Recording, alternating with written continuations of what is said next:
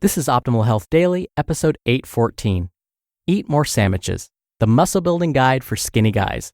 The second half of part 1 by Deen of jcdfitness.com. And I'm Dr. Neil, your very own personal narrator. Welcome to a Thursday edition of Optimal Health Daily. This is one of 5 podcasts where we read to you from blogs for free so that you don't have to read them yourself, except on Fridays. That's where I usually answer your questions. Now, I know the title of this post says it's a muscle building guide for skinny guys. If you feel like you have no interest in building more muscle, if you don't think you're skinny, you're actually trying to lose weight, you don't identify as male, I promise you will still get something out of this post. So don't skip this episode altogether. I highly recommend you give it a listen. I promise you'll still find it fascinating. So with that, let's finish up JC's post as we optimize your life. Eat More Sammiches, the muscle building guide for skinny guys. The second half of part 1 by Deen of jcdfitness.com. Eat more sammiches, the most important rule. The plain truth as to why you are skinny is because you don't eat enough. There is no other excuse. If you were chubby, we would know that you eat enough, and I would simply just ask you to train at this point.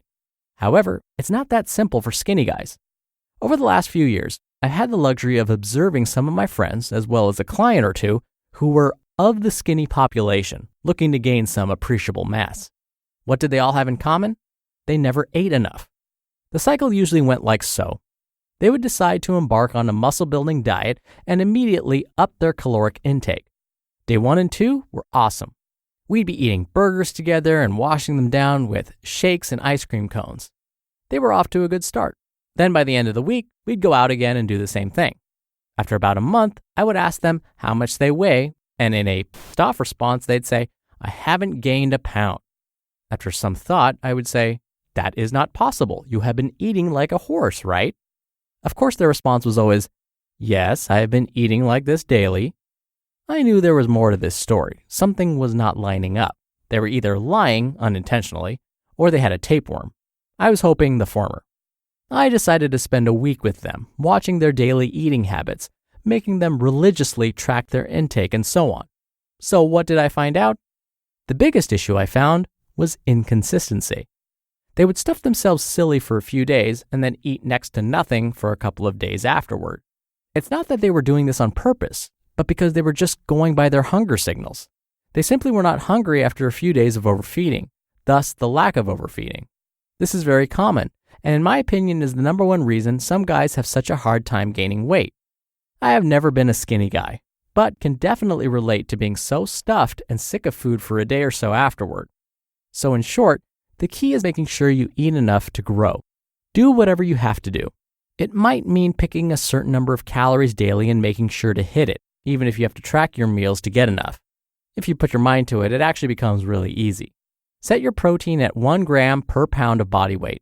Multiply your body weight by 0.4 up to 0.5 to get the grams of fat that you need, and then fill in the rest with carbohydrates. I got that little equation thanks to Alan Aragon.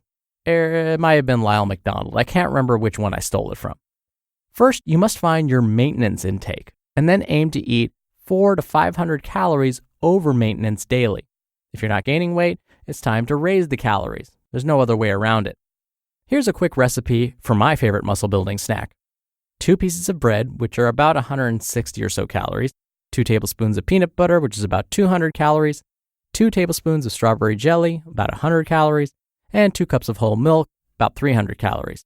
Total, 760 easy calories, and I could eat this multiple times per day. If you can't stomach 2 PB&J sandwiches per day, you've lost all hope. Consistency. As I mentioned in many previous articles, consistency is always key to long-term success. When you were learning to ride a bike, you didn't jump on and stroll like a pro after one day. You screwed up a ton, skinned your knees, and bloodied your nose after flying over the handlebars, but you learned to ride because you kept at it. The same applies when eating to grow. Overeating for 1 or 2 days in a row and then undereating the rest of the week is not going to yield the results you are after. Focus on big eating and the big body will follow. You just listened to part 2 of the post titled, Eat More Sammiches, The Muscle Building Guide for Skinny Guys by JC Deen of jcdfitness.com. Dr. Neal here for my commentary. So like I said yesterday, and I know JC would agree with me, in order to get muscles to grow, you have to create a demand for those muscles. Yes, fuel is absolutely important, which is what JC was focusing on. But if you want that fuel to end up in your muscles and not potentially stored as fat, you've got to create the demand so that the muscles are starving for that fuel. And in order to do that, you have to work out. You have to do resistance training. Resistance training is one of the best methods for growing those muscles, for making them bigger. And during resistance training, if you want the muscles to get bigger, one of the best ways to do that is to lift heavy. Lift heavy safely using proper form, of course. That will help create the demand for your muscles to grow. And then when you fuel properly, you will then send some of those nutrients to the muscles to support that growth. So the key is, if you're trying to put on some muscle, you're going to have to create a demand for that muscle and then fuel it appropriately.